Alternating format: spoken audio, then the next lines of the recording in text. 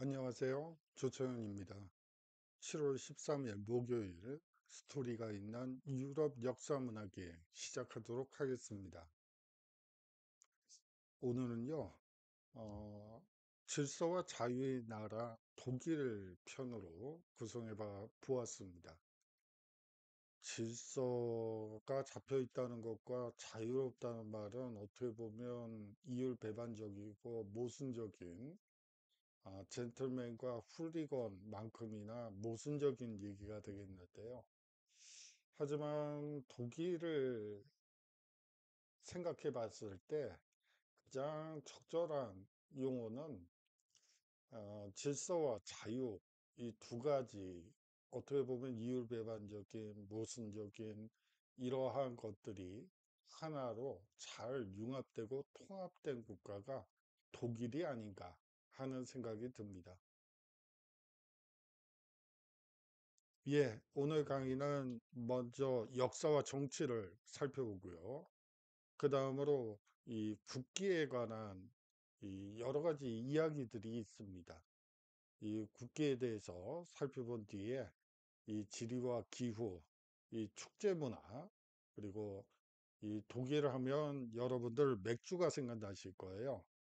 예, 이 무더운 여름에 시원한 맥주 한 잔 마시고 뭐 월드컵 경기라도 뭐 보면 좋긴 하겠는데 뭐 이게 월드컵하고는 뭐 몇 년 또 기다려야 돼서 좀 아쉽긴 하지만 여하튼 맥주의 나라로 유명한 것이 독일이라고 볼 수 있죠. 그 다음으로 이 독일하면 축구의 나라라고 볼 수가 있습니다. 이 독일이 월드컵 16강에서 떨어진 거는 재작년에 한 번 떨어졌고 한 네 번 정도, 이 통산 네 번 정도 있었던 일로 기억을 합니다.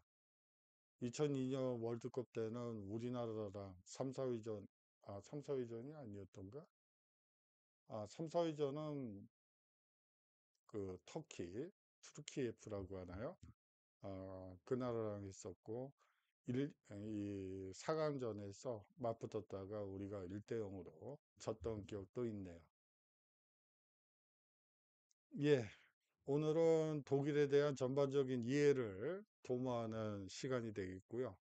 이 독일의 축제 산업이 국가 이미지에 미친 영향에 대해서도 한번 간단하게 얘기해 보는 시간을 갖도록 하겠습니다. 그리고 독일의 국민 스포츠인 축구에 대해서도 살펴보고요. 예, 이 독일의 고속열차인 고속철도죠. 고속철도인 이체의 모습입니다. 사실 우리나라에서 이제 철도를 도입을 할 때 프랑스의 떼제베, 그리고 독일의 이체, 그리고 일본의 신칸센, 이렇게 세 개의 나라가 경합을 벌였죠. 그러다가 최종적으로는 프랑스의 떼제베가 도입되는 것으로 됐습니다. 그때가 김영삼 정권 때였던 걸로 기억을 하는데요. 뭐 일본 신칸센은 어차피 초반부터 떨어졌고요. 뭐 나쁜 기억이 있죠. 우리나라 입장에서는 이 경인철도 부설권을 비롯해서 여러 철도 부설권을 1900년대 초반에 이 일본이 얻음으로써 이 식민지가 됐던 그런 아픈 기억이 있었기 때문에 일본의 신칸센은 어차피 떨어지는 걸로 다들 얘기를 했었고 또 예상대로 떨어졌고요.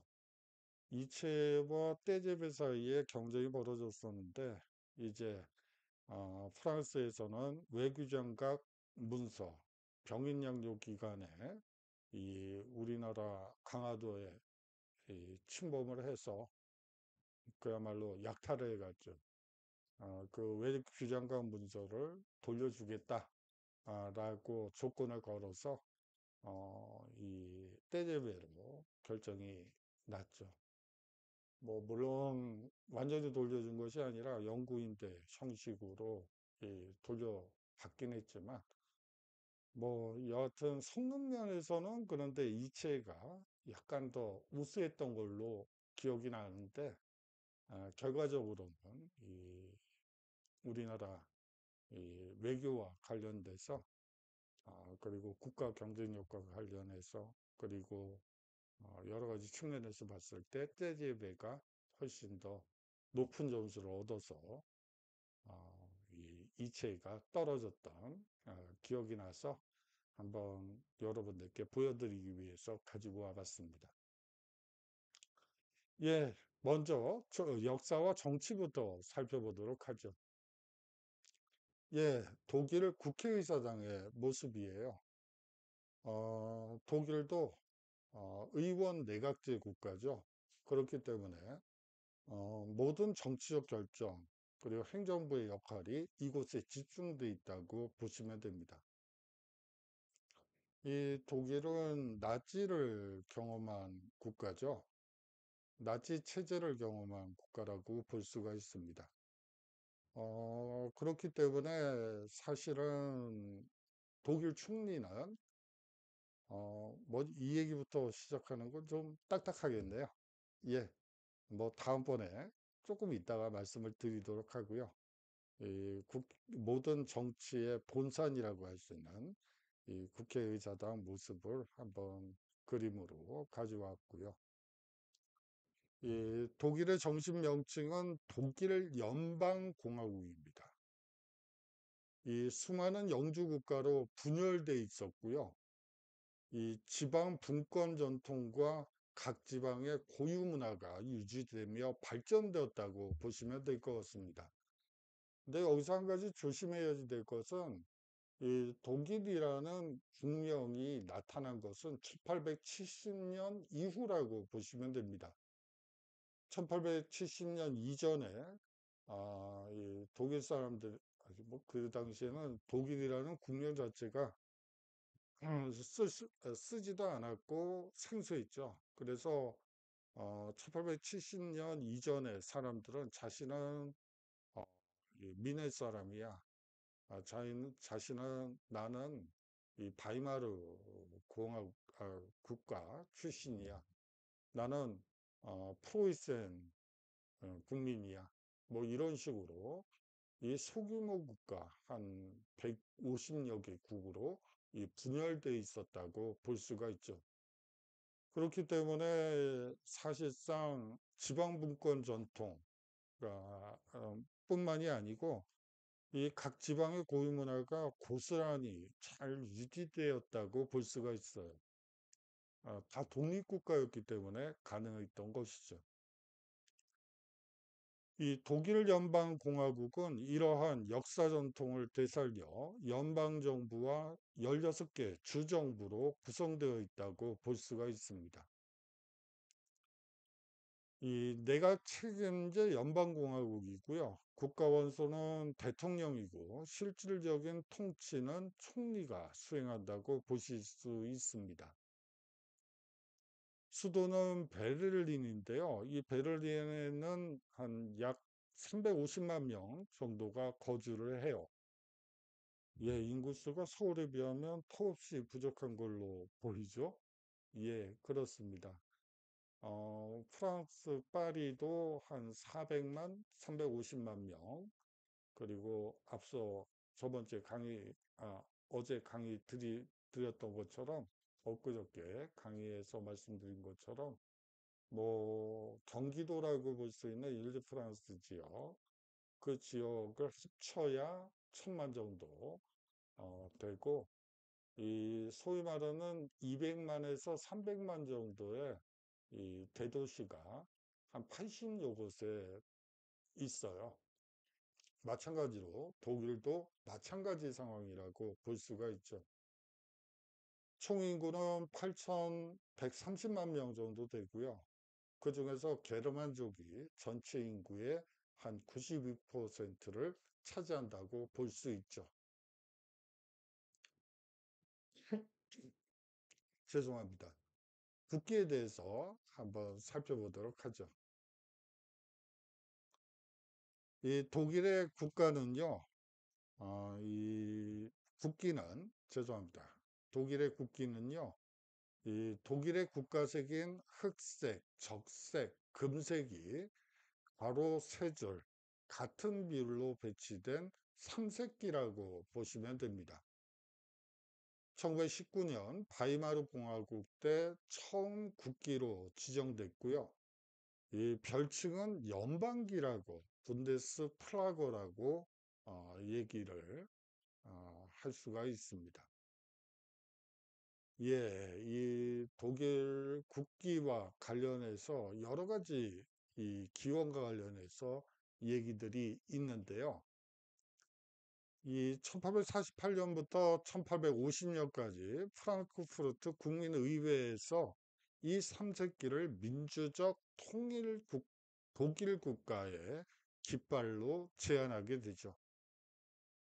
여기서 적색은요, 한자 동맹을, 이 한자 동맹이라는 것은 이 한자, 한문 동맹이라는 게 아니고 사실상 이 도시국가 연합이라고 보시면 될 것 같아요. 어, 사실상 뭐 지금의 유럽 연합과 비슷한 경제 동맹체, 정치 경제 동맹체라고 여러분들이 생각하시면 되고요. 독일 국적기가 루프트한자라고 흔히들 얘기를 하는데 루프트한자죠. 거기서 그 한자가 바로 이 한자 동맹에서 비롯됐다고 여러분들이 생각하시면 됩니다. 뭐 한 20만, 30만 되는 도시들, 이 북해부터 시작해서 라인강까지 이어지는 이 강변이나 바닷가, 뭐 흑해, 지중해를 포함한 그리고 북해까지 포함한 이 무역로에 위치한 국제 무역로에 위치한 소규모 도시 국가들의 연합이라고 보시면 되고요. 여기서는 사실상 관세가 없고요. 무관세에다가 만약에 해적이 출몰을 하게 되면 공동 방위를 하게 돼 있어요.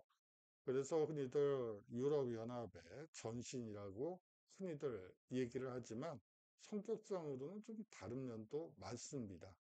그렇지만 보이는 양상은 거의 유사하다고 볼 수도 있겠죠. 앞서 얘기한 바대로 이 적색은 한자 동맹을, 그리고 금색과 흑색은 당시 남부 독일의 영향력을 행사하고 있던 오스트리아 제국을 상징하는 것이라는 설도 있고요. 뭐 여기에는 여러 가지 설이 있어요. 여기에 이 프랑크푸르트 국민의회가 등장을 하는데요. 1848년 2월 혁명이 프랑스 파리에서 일어나게 되는데 그 여파로 이 프로이센에서도 베를린에서도 5월 5월 혁명이 발발하게 되죠. 그 여파로 이 이 프로이센은 원래 절대 왕정이었죠. 이 절대 왕정이었는데 시민들이 우리도 이 프랑스나 영국처럼 의회를 갖고 싶다라고 이 왕에게 제안을 하고 그 타협으로서 국민의회를 한번 설치해서 논의를 진행해 봐라 라고 이제 결정이 내려지게 됩니다. 자, 이렇게 해서 국민의회가 소집이 됐는데요. 사실상 독일 통일을 어떤 형식으로 이룰 것이냐를 두고 설왕설래를 하게 되죠. 여기서 이제 소독일주의와 대독일주의로 나뉘어지게 되는데요. 이 소독일주의는 프로이센을 중심으로 한 독일 통일을 얘기하고요. 이 대독일주의는 오스트리아를 포함한 범게르만족의 통일을 얘기하는 것입니다. 그런데 이제 논의 과정에서 이 프로이센을 중심으로 한 소독일주의가 승리하게 되고 사실상 입헌군주정을 이제 제안하게 되죠.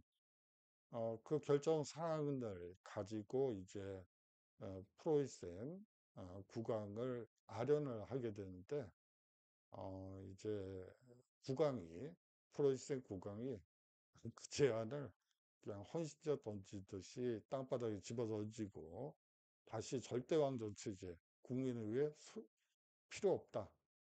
사회적 혼란만 야기할 뿐이다. 모든 권력은 왕인 짐이 갖겠다.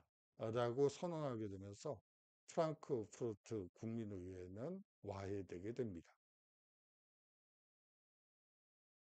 흑적금의 삼색기는 19세기 초 처음 나타나 이 1848년 3월혁명 당시 등장하게 되고요.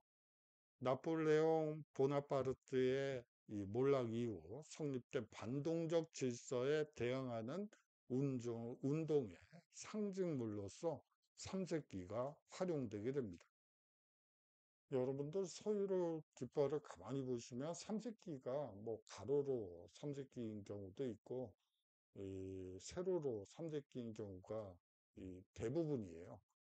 이 삼색기는 여하튼 이 자유와 그리고 자유의 그리고 혁명의 깃발이라고 여러분들이 생각하시면 될 것 같습니다.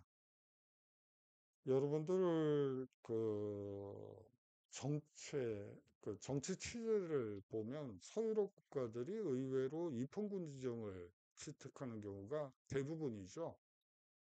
이 대통령제 혹은 이 총리가 다스리는 나라는 몇 나라 안 돼요.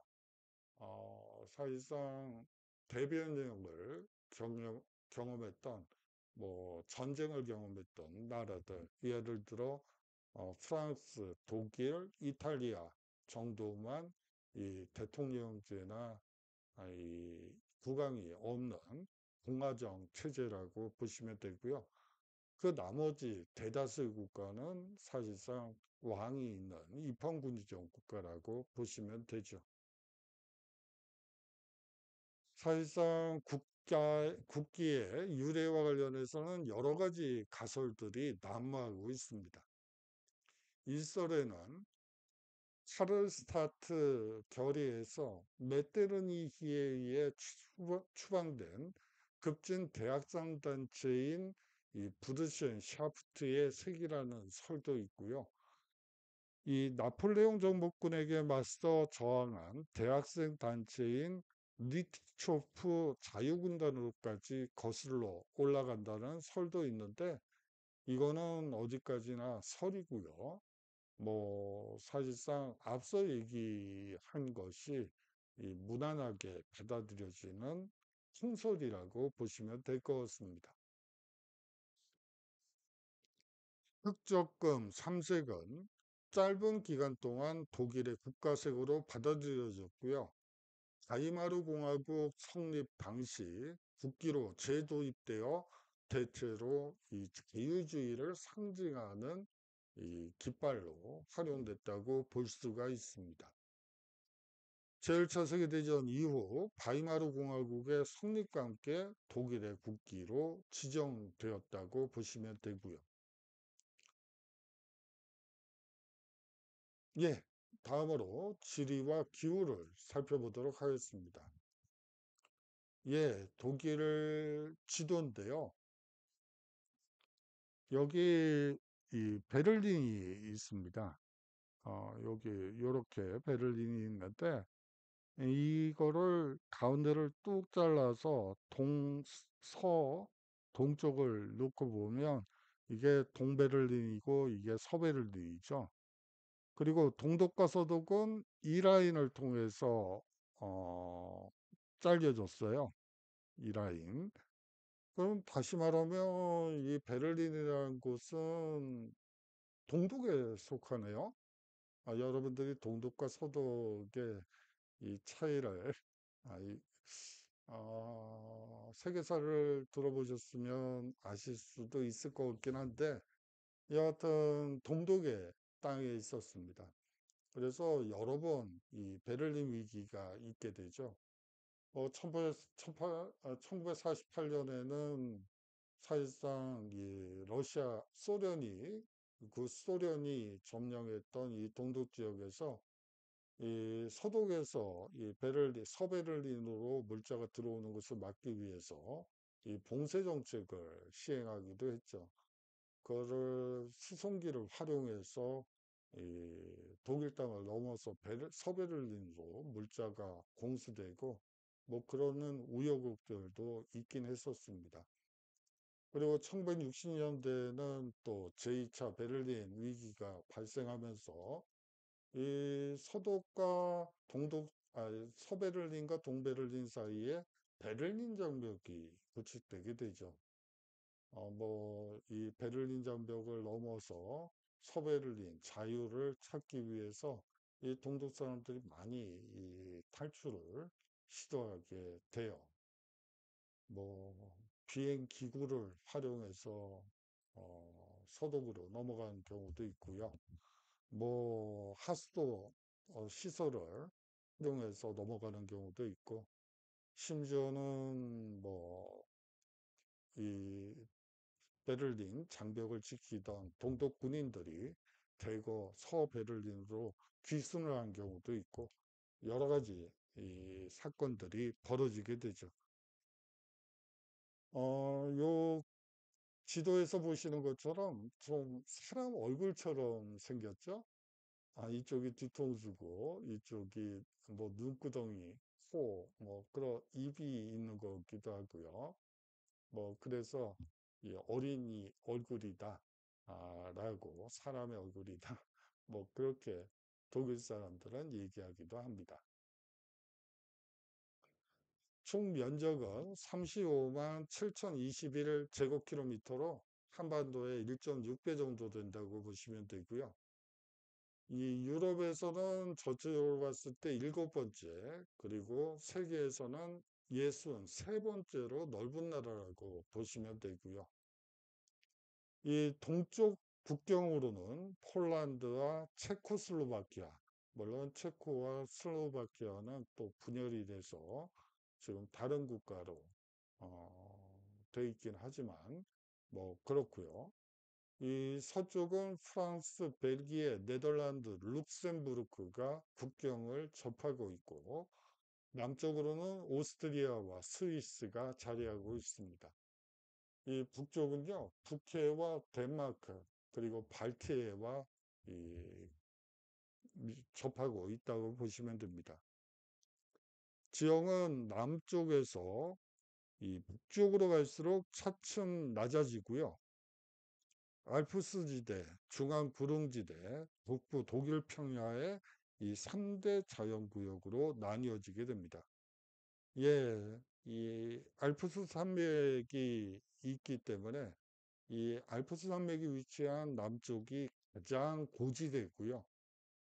차츰차츰 지대가 낮아져서 이 아까 얘기한 이 벨기에, 네덜란드 이 지역은 사실상 저지대라고 얘기를 하는데 그 일대에 면한 독일 땅들이 대부분 이 평야지대를 이루고 있습니다.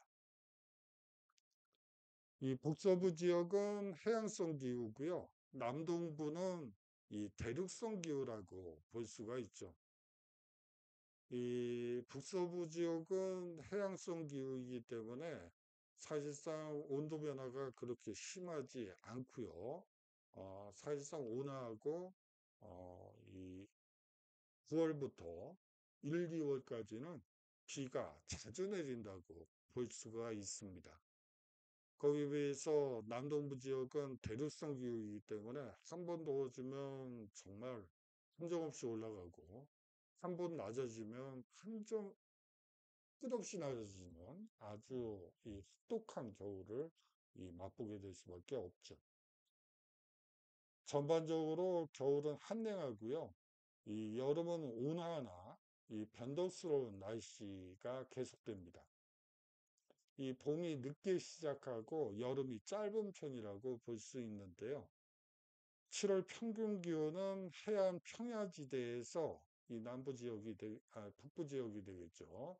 한 16도씨, 이 남부 고지에서, 그러니까 알프스 산맥 일대가 되겠죠. 그 지역은 17도씨, 그리고 라인하고 이 중앙, 어떻게 보면 구릉지대라고 볼 수가 있는데, 그 지역에서는 19도씨 정도가 아, 평균 기온이라고 볼 수가 있죠. 뭐 우리나라 더위에 비하면 한참 뭐 시원한 느낌이 드시는데, 이게 뭐 요새 기상이변 때문에 뭐 기후 온난화라고 하나요? 그런 현상 때문에 뭐 30도가 넘는 그런 무더위는 아니겠다. 좀 건조하면서도 더운 날씨가 계속된다고 들었어요. 그렇지만 사실은 이 평년 기온을 놓고 봤을 때 뭐 30도 이상 올라가는 경우는 거의 없다고 보시면 될 것 같아요. 그런데 뭐 요 근래에는 그런 현상이 비일비재해서 뭐 장담은 할 수는 없네요. 이 12월부터 3월까지의 겨울은 라인강이 얼어붙을 정도의 혹독한 추위라고 보시면 됩니다. 청명한 날씨는 해안 지역은 4월부터 한 5월까지, 내륙 지역은 6월부터 9월까지라고 보시면 되는데요. 사실상 거듭 말씀드리지만 서유럽으로 여행을 하시는 경우는 6월에서 9월 사이에 가는 게 가장 날씨가 좋아요. 어, 뭐 우리나라처럼 습도가 높지 않기 때문에 뭐 아무리 올라가도 그늘만 잘 찾아가면 뭐 얼마든지 시원하다는. 그리고 유럽의 건축물들이 대부분 돌로 만들어져 있죠. 그렇기 때문에 돌 건축물 안으로 들어가게 되면 아주 시원하다는 느낌마저 들게 됩니다. 6월까지는 이 샤프트 테라라 불리는 이 추운 날이 종종 급습을 하는데요. 이 연중 갑자기 비 오는 날이 많아지기도 합니다.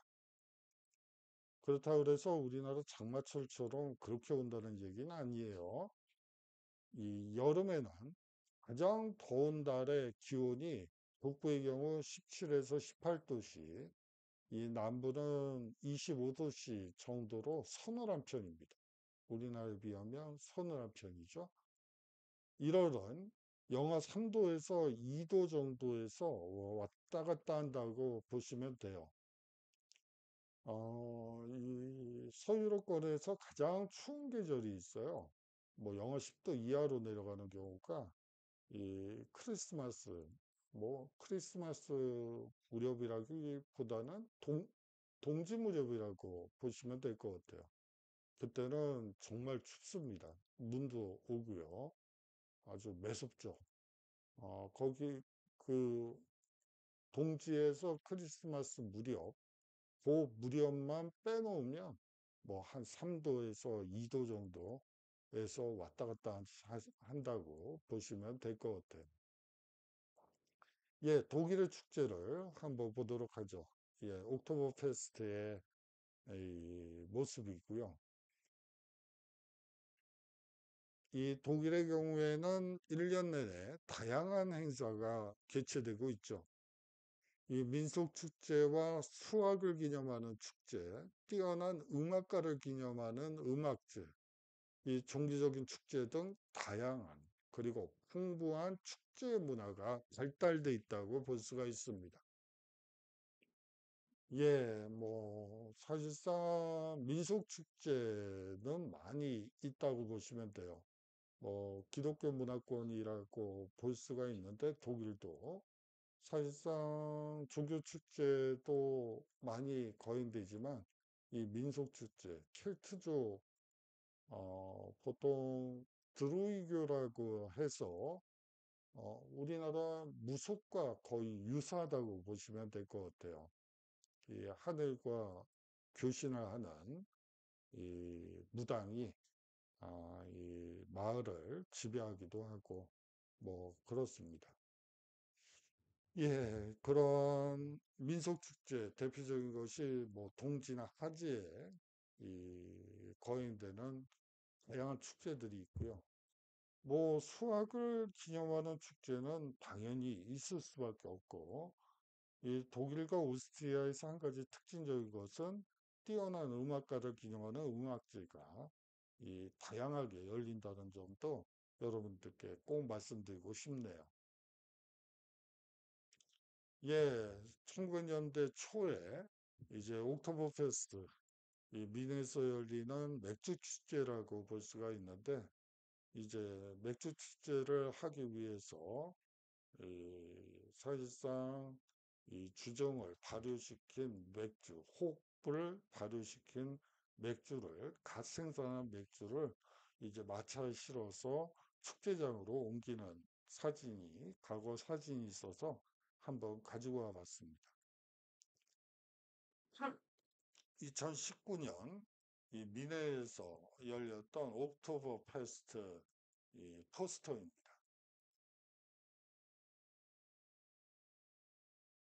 매년 9월 세 번째 토요일 정오부터 10월 첫 번째 일요일까지 미넨에서 열리는 세계에서 가장 큰 맥주 축제입니다.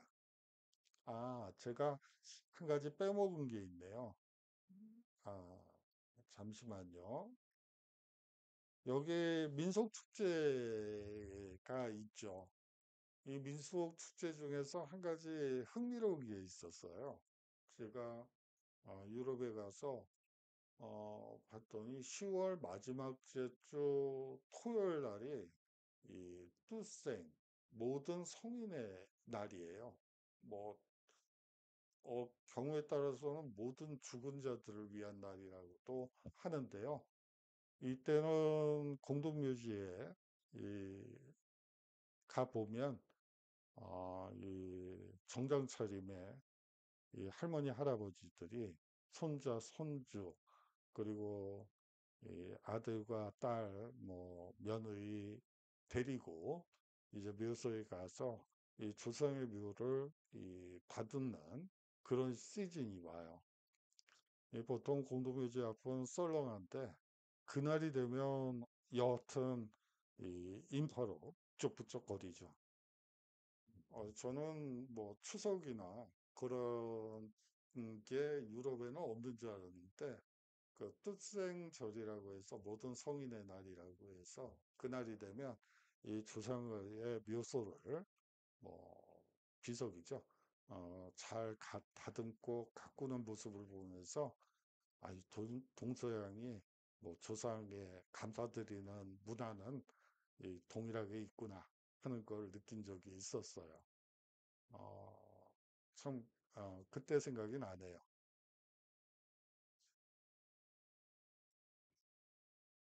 이 독일인은 물론 이 700만 명이 넘는 관광객들이 이 축제를 즐기기 위해 옥토버 페스트를 즐기기 위해 모여든다고 볼 수가 있는데 이거는 원래는 맥주 축제는 아니었고요.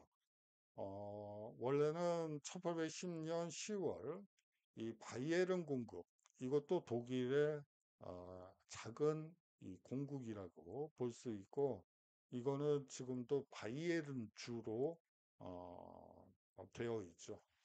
이 바이에른 공국의 초대 왕인 빌헬름 1세의 결혼을 축하하는 이 축제에서 시작되었다고 볼 수가 있습니다.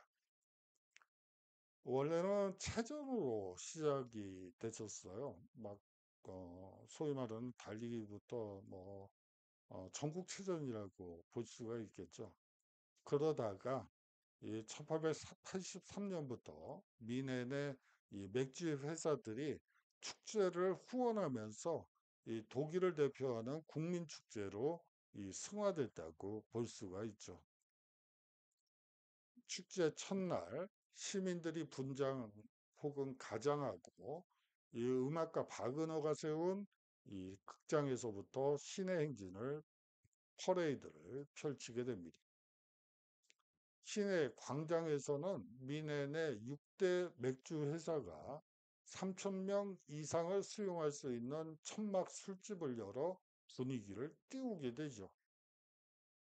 미네 시장이 그의 첫 생산된 맥주를 선보이면서 축제의 개막을 선언하게 됩니다.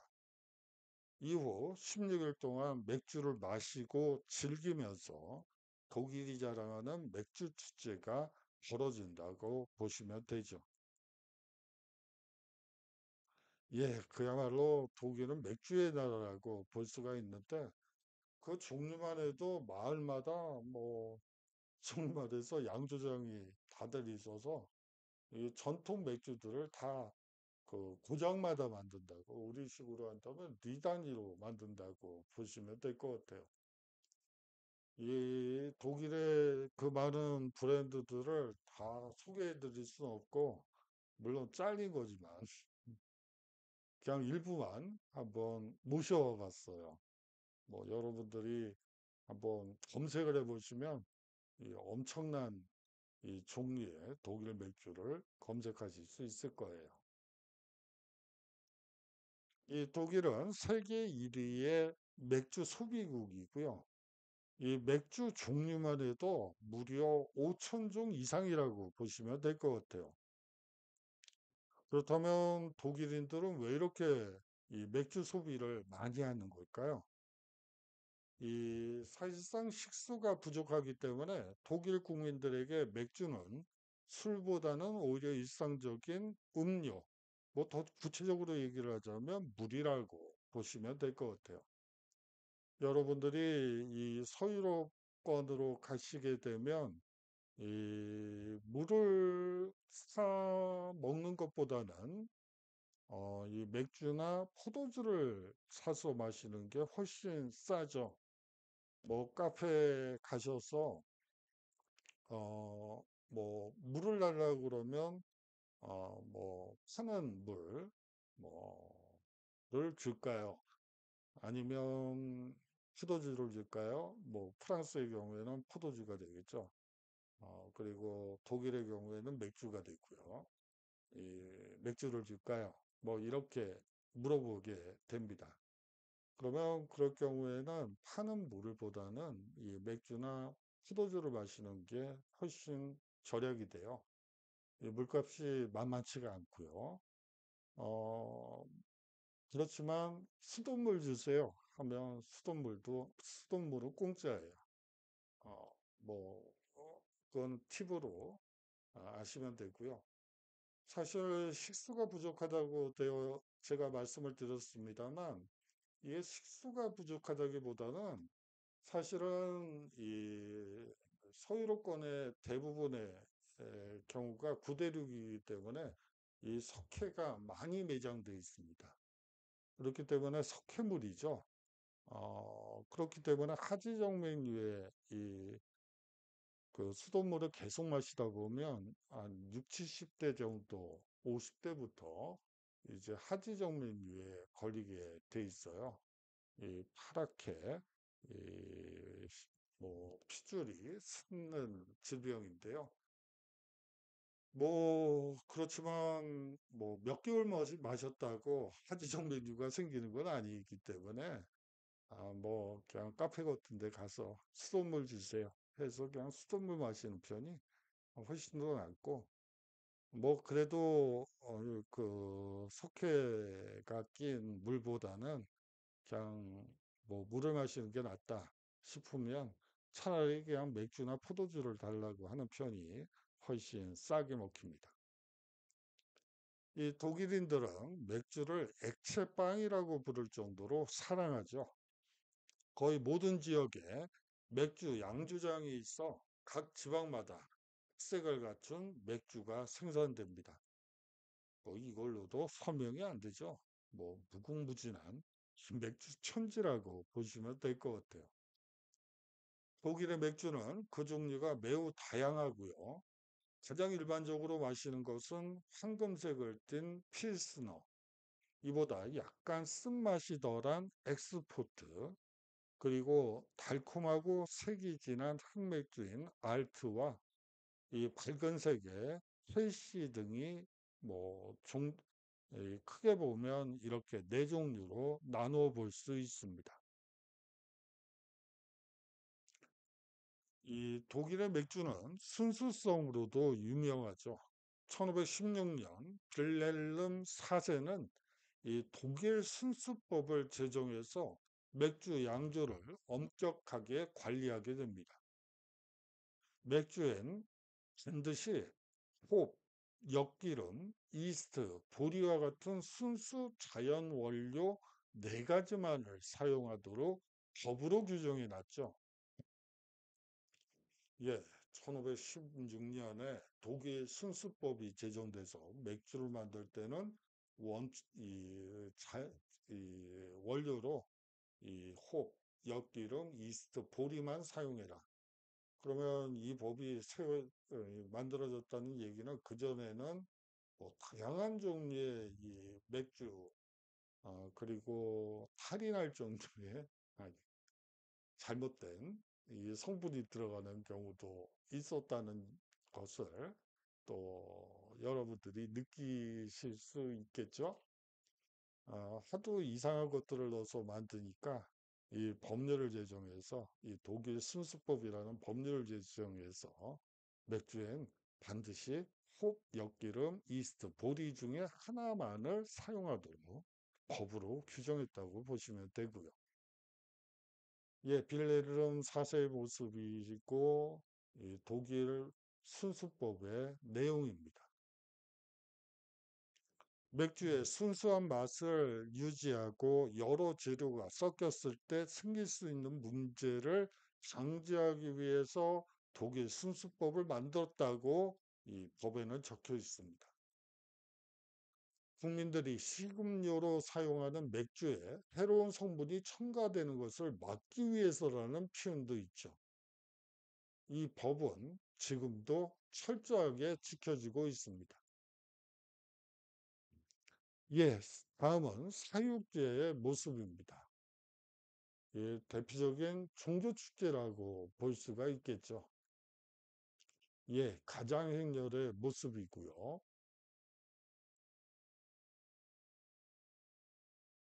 이 부활절 40일 전부터 고기를 먹지 않는 사순절이 열리게 됩니다. 이 사순절 전에 그야말로 고기도 술도 실컷 먹고 마셔두자는 잔치가 바로 사육제라고 보시면 돼요. 예, 40일 동안 고기와 술을 끊으라고요. 어떤 심정이 드세요?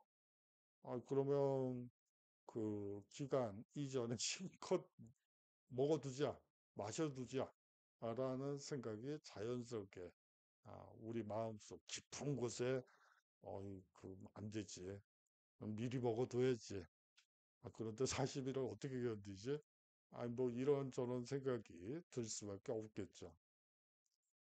사순절 일주 전부터 이 축제 분위기가 최고조에 달하게 되죠.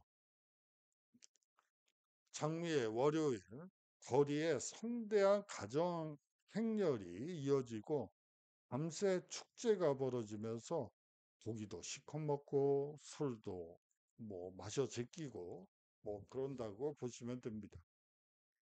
이 축제의 마지막인 제 수요일이 되면 그런데요. 정말 거짓말처럼 온 나라가 조용한 일상으로 돌아온다고 보시면 될 것 같아요. 예, 뭐 이때부터는 이 거의 정숙한 분위기로 이 돌변한다고 보시면 되죠. 예, 독일은 그야말로 축구의 나라죠. 축구는 독일에서 가장 인기 있는 스포츠입니다. 이 독일 축구협회 숫자만 약 2만 5천여 개에 달하는 산하단체를 거느리고 있고요. 이 회원 수만 해도 600만 명이에요. 이 독일 최대의 스포츠 단체라고 보시면 됩니다. 1900년 독일 축구협회가 설립되게 되고요. 4년 후에는 FIFA의 정식 회원국이 되고 20세기 초에는 바이에른 뮌헨 그리고 FC 살케 공사와 같은 이 축구 명문 클럽들이 잇따라 창단되게 됩니다. 이 독일 축구는 그야말로 국민 스포츠가 되죠. 제1차 세계대전이 시작되면서 축구의 인기는 잠시 주춤하게 되고요. 전후에 다시 높아지게 됐고, 이 등록된 축구 선수 숫자만도 1919년에 15만 명에서 1932년에는 무려 100만 명을 넘어서게 되죠. 네, 여기서 제1차 세계대전에서 축구의 인기가 잠시 주춤했다고 제가 말씀을 드렸는데, 이거는 뭐 표현하기 나름일 것 같아요. 이게 제1차 세계대전이 국가 총력전이다 보니까 20, 30대 젊은이들, 이 남자들은 죄다 다 전쟁터로 끌려가게 되죠. 뭐 축구 선수 아니라 축구 선수 하랍이어도 전쟁터로 끌려갈 수밖에 없는 상황이었어요. 근데 선수가 없는 축구 리그라는 게 별 의미가 없죠. 뭐 당연히 인기는 뭐 떨어질 수밖에 없었죠. 사실상 제1차 세계대전은 국가 총력전이었고, 이 젊은 축구 선수들이 전부 전쟁터에 나가게 됐고, 그런 와중에서 축구 경기가 열리지 않았다라고 이해하는 편이 맞습니다. 제2차 세계대전 이후 축구는 전쟁으로 황폐해진 이 독일에 자신감을 불어넣어주는 역할을 하게 되죠. 1954년 스위스 월드컵에서 우승을 차지하게 됐고요. 지금까지 단 4번을 제외하고는 모두 16강을 진출하게 됩니다. 5번이죠. 요번 월드컵에서도 떨어졌으니까 16강에 못 올라갔으니까 총 5번이라고 보시면 될 것 같아요. 이 독일 축구 대표팀을 흔히들 전차군단이라는 별명을 붙이고 있는데요. 이는 뛰어난 조직력과 팀워크, 그리고 빈틈없는 수비력과 힘 있는 경기를 펼치는 강력한 독일 축구의 특징 때문이기도 하죠. 독일의 프로축구 리그인 분데스리가는 이 1963년 16개 클럽으로 시작하게 됩니다.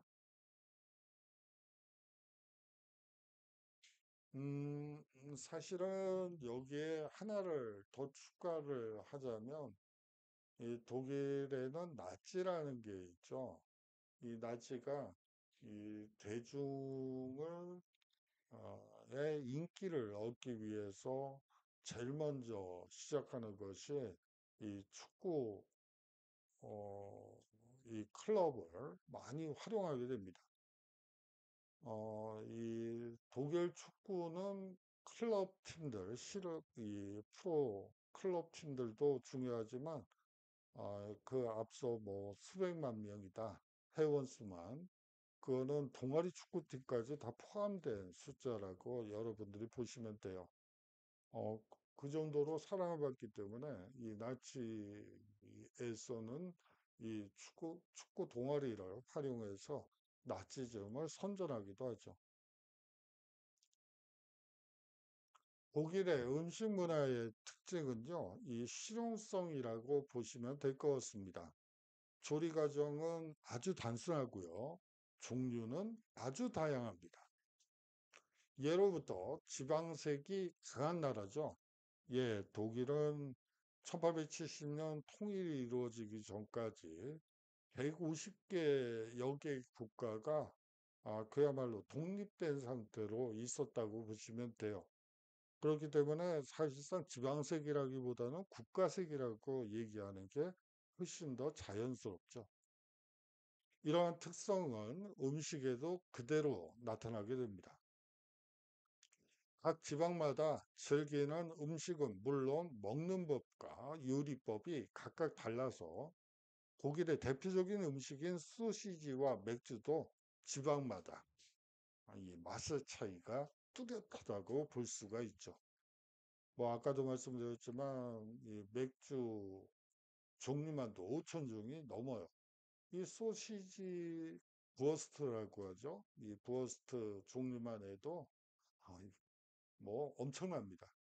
뭐 프랑스에서는 치즈가 지방마다 다른 특징이 있는 것처럼 뭐 5천 개가 넘는 치즈가 있는 것처럼 이 독일은 맥주와 소시지의 나라라고 볼 수가 있죠.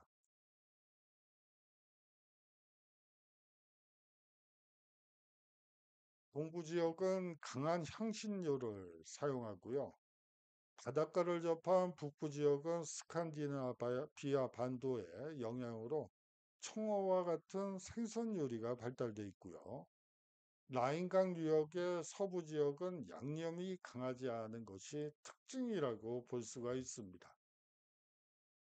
남부 지역은 소시지와 맥주, 감자를 이용한 이 요리가 다른 지역에 비해 많아서 우리에게 가장 잘 알려진 독일식 요리에 가장 가깝다고 보시면 될 것 같아요. 예, 이 다양한 부어스트를 한번 소개해 드리도록 하죠. 이 독일은 소시지와 햄이 발달된 국가죠. 음식점뿐만 아니라 길거리에서도 다양하고 뛰어난 정통 소시지를 맛볼 수 있습니다. 재료는 돼지고기 외에도 소의 간, 혀 등을 쓰기도 하고요. 이 야채와 카레를 첨가해서 색다른 맛을 내고 크기도 어른 팔뚝만한 것에서부터 새끼 손가락만큼 가는 것까지 그야말로 이 천차만별이라고 보시면 될 것 같아요. 주로 육류를 소시지 형태로 섭취하기 때문에 소시지 종류만도 1,500여 가지에 달한다고 보시면 됩니다. 예, 블루 부어스트의 모습인데 이거를 보고 한국 사람들은 흔히들 그냥 순대라고 얘기하는 경우도 있어요. 이건 블락 부어스트의 모습이고요. 이거는 프랑스 알자스 지방의 부댕이라는 이 앞서 보셨던 이 블루 부어스트와 가장 유사한 거죠. 이 겉보기에는 순대처럼 생기긴 했는데 이것도 사실상 피를 활용해서 만든 순대와 뭐 만드는 방식은 비슷한 걸로 비슷하다고 들었어요. 하지만 맛은 좀 다르죠. 여기에 쌀이 뭐 밥이 들어가는 것이 아니기 때문에 뭐 좀 질감이 다르긴 해요. 가장 흔한 것은 블라부어스트고요.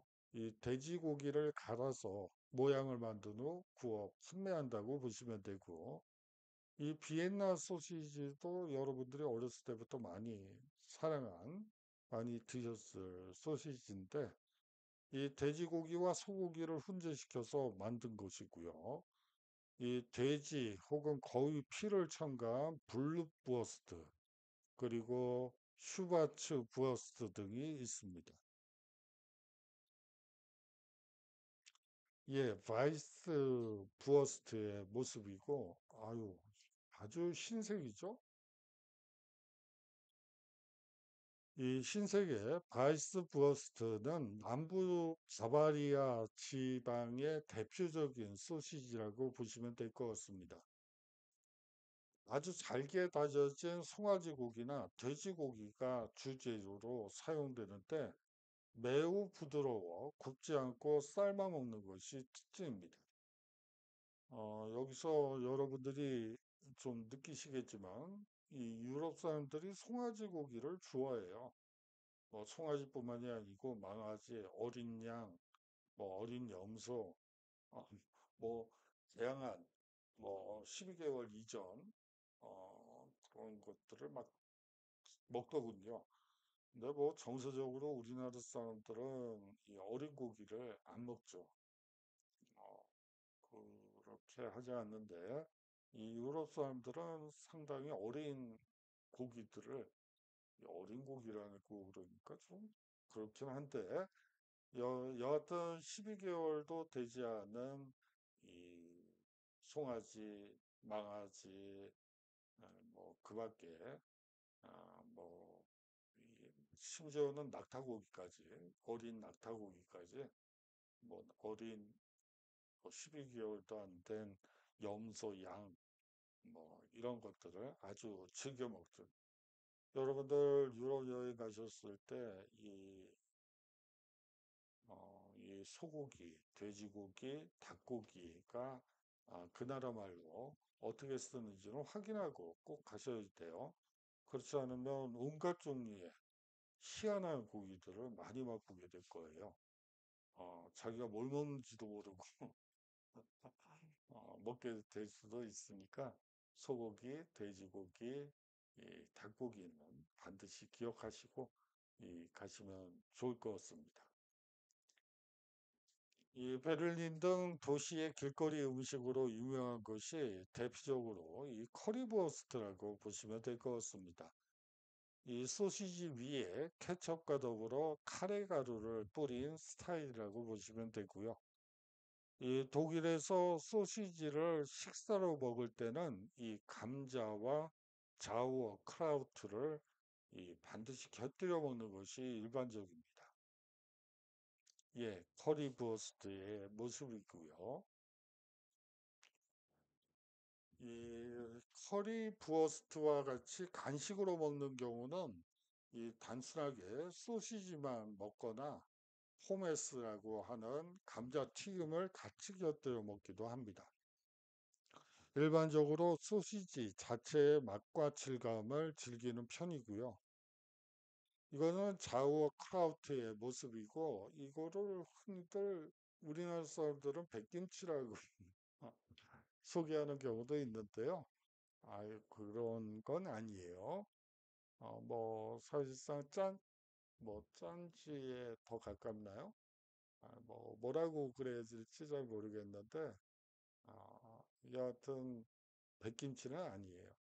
이렇게 식초 같은 거를 넣고 사겨서 먹는 음, 거라고 보시면 될 것 같습니다. 이 자우어크라우트는 뭐 사실상 신맛의 양배추라는 뜻이고요. 이 새콤달콤한 피클과 유사한 맛이 나고 채를 썰어 소금에 절인 양배추에 이 화이트 와인과 식초 등을 혼합해서 발효시킨 전통 음식이라고 보시면 됩니다. 보통 고기류의 주 요리나가 나올 때 자우어크라우트가 같이 곁들여져 나오게 되죠. 그래서 이 프랑스의 그 알자스 로렌 지역을 가보게 되면 알자스 지역을 가보게 되면 이 아까 보셨던 그 보댕이라는 거 있죠? 죄송합니다. 앞으로 가셔서 근데 이 부댕이라는 게 있어요. 아까 순대랑 비슷한 거라고 비슷한 맛은 아니에요. 색깔이 비슷해서 얘기를 하고 이거를 또 백김치라고 얘기를 하면서 유학생들이 이제 많이 먹는 그런 음식이죠. 하지만 맛은 완전히 다르다고 보시면 될 것 같습니다. 예, 다음으로 햄버거를 보도록 하겠는데 이쁜 햄버거 모습이 없더라고요. 그래서 이 사진으로 가지고 왔고요. 죄송합니다. 이 햄버거는 함부르크에서 소시지를 빵 사이에 끼워 먹던 것에서 비롯됐다고 보시면 될 것 같습니다. 이 미국으로 건너가면서 햄버거란 이름으로 유명해진 죠. 예, 여기 이제 슈바인에 대해서 말씀을 드리겠는데요. 이 슈바인이라는 것은 독일어고요. 이게 원래는 돼지라는 뜻입니다. 이 지리적으로 유럽 내륙에 위치했기 때문에 해산물보다는 육류 위주로 음식이 발달했고, 그 중에서도 돼지고기는 이 가장 사랑받는 육류 중 하나라고 볼 수가 있죠. 이 대표적인 것이 슈바인 학세와 아이스바인이 유명하고요. 이 가장 유명한 돼지고기로 만든 이 소시지라고 보시면 됩니다. 예, 먼저 슈바인 학세부터 보시도록 하죠. 이것은 아이스 바인이고요. 이 슈바인 학세는 미네를 비롯한 남부지방의 요리고요.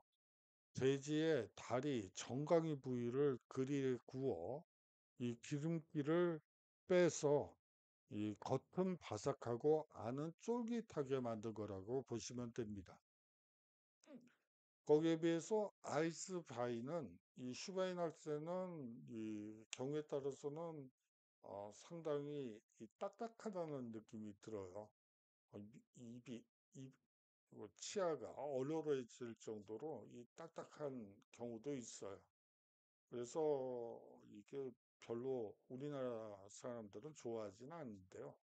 뭐 여하튼 그런데 뭐 우리나라에 수입되어서 들어오는 것들은 또 그렇지는 않더라고요. 우리나라 입맛에 맞게끔 그런 것만 수입하는 것 같아요. 이 아이스바이는 브란덴부르크주 그리고 베를린 등 독일 동부 지방의 음식으로 이 돼지 족발 부위를 오랫동안 삶아서 부드럽게 만드는 음식이라고 보시면 됩니다. 이 겉껍질이 굉장히 연하죠. 예. 휴바이낙스는 겉껍질이 거의 되게 그냥 딱딱하다고 보시면 되고 아이스바이는 연하다고 보시면 될 것 같아요.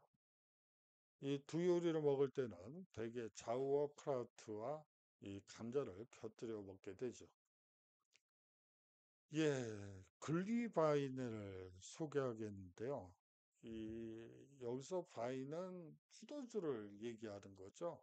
뭐 와인이라고 보시면 되고, 그렇다면 여기에 글리가 있고, 약간 좀 크리스마스 분위기가 나는 것 같은데, 포도주에, 어, 그래요. 이게 뭘까요? 예, 이거는 겨울철에 마시기는 굴리바인의 모습인데, 이 보통 크리스마스 동지 무렵이 가장 춥다고 그랬죠. 서유럽에서는. 동유럽, 서유럽에선 그때가 제일 추워요. 그때 몸을 따뜻하게 해주는 음료로서 글리와인을 마시게 되죠. 이 와인을 데워서 마시는 독일의 대표적 겨울 음료라고 보시면 되고요. 보통 11월 말부터 이제 쌩쌩 바람이 불기 시작하고 이 추워지기 시작해서 원래 첫 추위가 제일 춥죠. 뭐 영하 10도로 내려간다고 해도 한겨울에 뭐 영하 10도로 떨어져도 뭐 별로 춥다는 느낌이 안 들 수도 있는데 이 첫 추위는 항상 뼛속까지 그야말로 추워지는 그야말로 덜덜덜덜 떨리게 되는 그 첫 추위가 있는 11월 말부터 이 12월 중순, 이 12월 중순 말이 가장 추워요. 이 동지, 그리고 크리스마스 무렵, 이때가 가장 춥죠. 까지 열리는 크리스마스 마켓에서 따뜻한 굴리바인이 판매됩니다. 이 베이스를 이루는 레드와인에 계피, 정향, 오렌지 등을 넣어 끓인 것이라고 보시면 되고요. 독일 사람들은 면역력 증진과 감기 예방에도 좋고요. 이 추운 날씨에 잘 어울리는 음료로 생각하고 항상 겨울이 되면 이 글리 와인을 바인을 항상 마시게 되죠. 예, 독일은 전쟁을 두 차례나 경험한 국가죠. 제1차 세계대전과 제2차 세계대전. 예, 프랑크푸르트는 그야말로 잿더미가 된 상태에서 그야말로 그 신식 빌딩 위주로 이 재개발이 이루어질 수밖에 없었죠. 그야말로 폭격기가 이 폭탄을 투하해서 이 제대로 된 건물이 하나도 없을 정도로 그야말로 폐허가 되어 버립니다. 오늘은 독일의 문화를 살펴보았죠. 1870년 통일을 이룬 이후 붙여진 명칭이 독일입니다. 때문에 독일은 지방색이 강할 수밖에 없죠. 뭐 사실상 국가색이라고 보는 게 더 정확할 것 같아요. 왜냐하면 각 지방이 사실상 1870년 이전에는 하나의 국가였기 때문이죠. 그래서 독일의 다양한 맥주와 부어스트가 존재하는 이유이기도 합니다. 예, 장시간 동안 수업 들어줘서 감사하고요. 내일은 이탈리아로 어, 여행을 떠나보도록 하죠. 예, 장시간 동안 수업 들어주셔서 감사하고요. 내일 인사 나누도록 하겠습니다. 안녕히 계십시오.